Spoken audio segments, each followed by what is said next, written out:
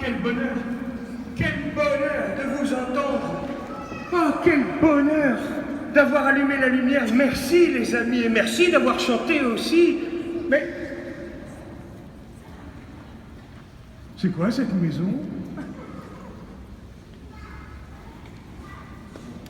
Et vous? Mais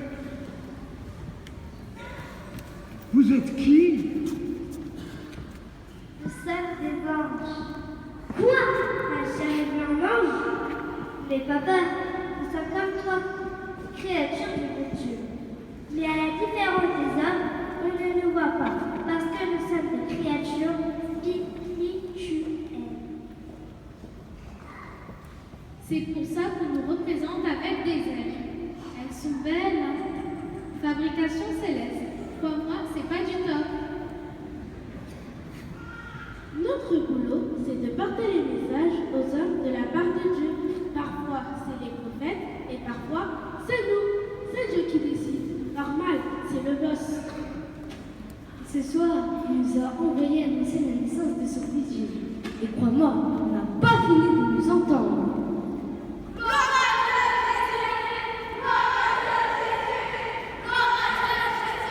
Mais c'est qui Jésus?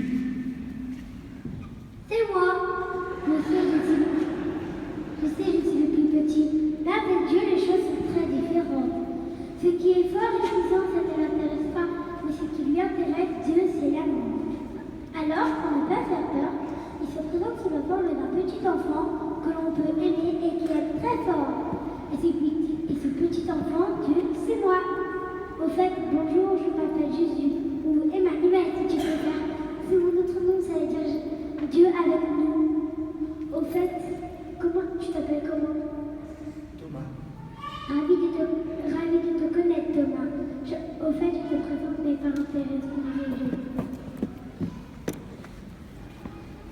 Bonjour Thomas, je suis Marie. Parfois, on m'appelle Notre-Dame, d'autres Maman Marie.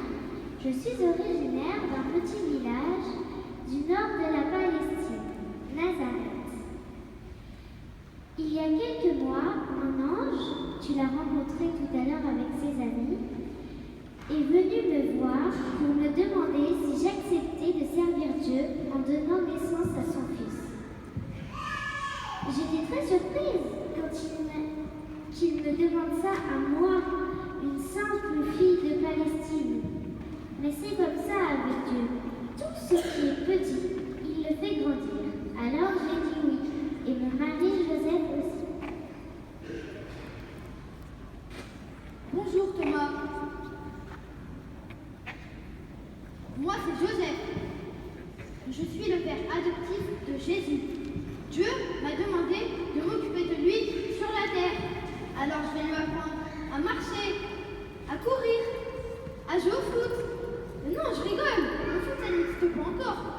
Surtout, je vais lui apprendre mon métier. Et vous faites quoi dans la vie? Charpentier, diplômé d'HEC, Haute École de Charpenterie. Mon boulot, c'est de construire ce qui maintient solidement une maison debout. Tu sais, comme la troisième maison des petits cochons. La tempête peut bien souffler. Une maison debout avec de petites gouttes, ça ne s'écroule pas. Et je vais te dire, notre vie, c'est comme une maison. Faut qu'elle ait de poutres solides pour tenir. Allez, comme je t'aime bien, je vais te livrer le secret de toi, notre maîtresse, de ta maison intérieure. La prière, le partage et la liberté.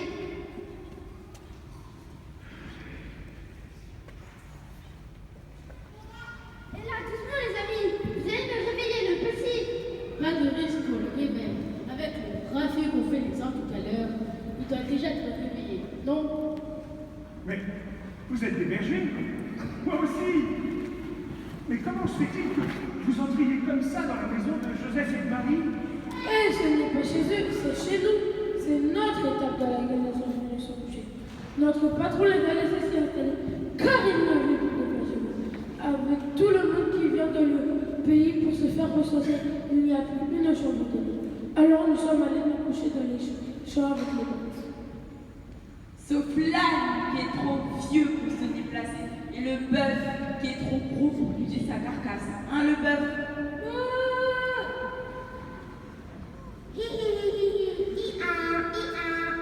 Et alors qu'on commençait à s'endormir, on a entendu toute une troupe d'anges qui chantaient à vous réveiller un mort.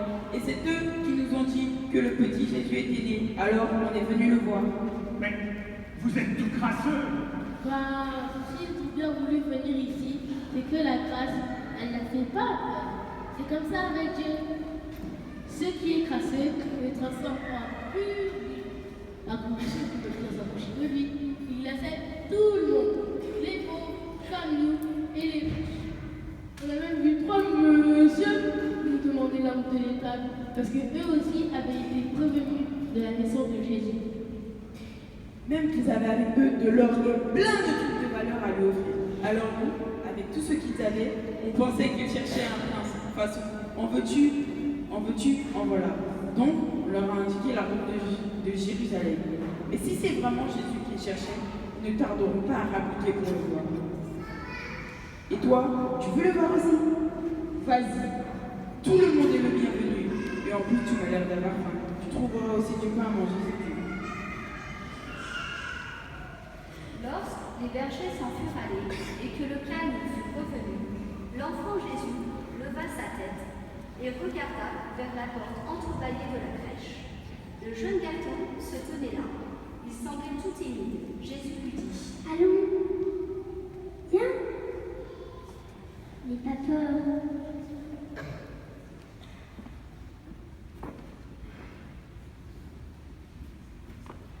Tiens. Alors l'enfant s'assit à côté de la crèche, mangea le morceau de pain, puis posa sa tête sur l'épaule de Jésus, comme Saint Jean le fera 33 ans plus tard, lors de la